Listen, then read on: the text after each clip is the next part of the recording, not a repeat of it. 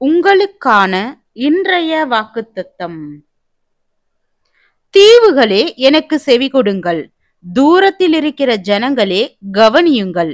தாயின் கர்ப்பத்தில் இருந்தது முதல் கர்த்தர் என்னை அழைத்து, நான் என் தாயின் வயிற்றில் இருக்கையில் என் நாமத்தை பிரஸ்தாபப்படுத்தினார். அவர் என் வாயை கூர்மையான பட்டயமாக்கி தமது கரத்தின் நிழலினால் என்னை மறைத்து, என்னை துலக்கமான அம்பாக்கி, என்னை தமது அம்பார தூணியிலே மூடி வைத்தார். அவர் என்னை நோக்கி, நீ என் தாசன் இஸ்ரவேலே, நான் உன்னில் மகிமைப்படுவேன் என்றார். அதற்கு நான், விருதாவாய் உழைக்கிறேன், வீணும் வியர்த்தமுமாய் என் பெலனை செலவழிக்கிறேன். ஆகிலும் என் நியாயம் கர்த்தரிடத்திலும் என் பலன் என் தேவனிடத்திலும் இருக்கிறது என்று சொன்னேன்.